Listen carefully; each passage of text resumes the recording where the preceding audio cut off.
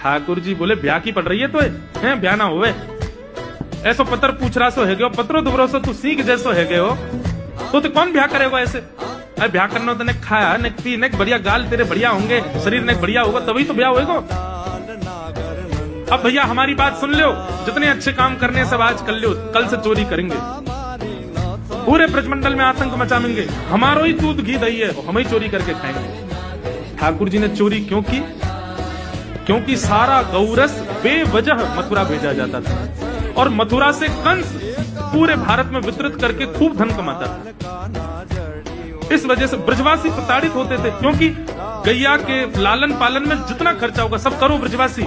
4 मटके मिलते थे, 4 में से 3 को तो बेच देते थे, 1 में पूरा घर चलता था। ये हालत थी ब्रज की। इसलिए ठाकुर जी ने कहा कि भैया राजी राजी नहीं तो गैर राजी, हम जितने बाकी की मटकी मथुरा भेजे वाली उनको सबन को तोड़ फोड़ करेंगे, उनमें से मक्खन निकाल के खाएंगे, एक दूसरे को खवाएंगे और सब यहीं रहेगा, मथुरा नहीं जाएगा कछु। इसलिए ठाकुर जी ने चोरी की। सबसे पहले प्रैक्टिस अपने घर में ही कर लें कैसे करनी है चोरी। तो अगले दिन ठाकुर जी सवेरे उठे और देखने लगे यशोदा मैया देख तो नहीं रही, तो ठाकुर जी चुपचाप गए महाराज जहां पर सारे मक्खन दूध दही रखे, वहां पहुंच गए गौरस भंडार में। और गौरस भंडार में एक मटकी के ऊपर से ढक्कन हटाए करके जैसे ही ठाकुर जी ने हाथ बोर के पानो प्रारंभ किया, सामने एक खंबा था उसमें मणि लग रही थी। आज पहली बार 3.5 वर्ष की आयु में ठाकुर जी ने अपना प्रतिबिंब देखा।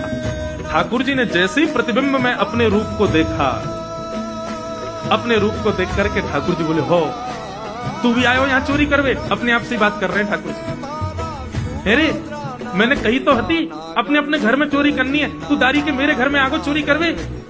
ठाकुर जी अपने प्रतिबिंब से बात कर रहे हैं। अब गौरस भंडार में ठाकुर जी की आवाज गूंज रही थी और वो गूंजते हुए रसोई घर में जा रही थी।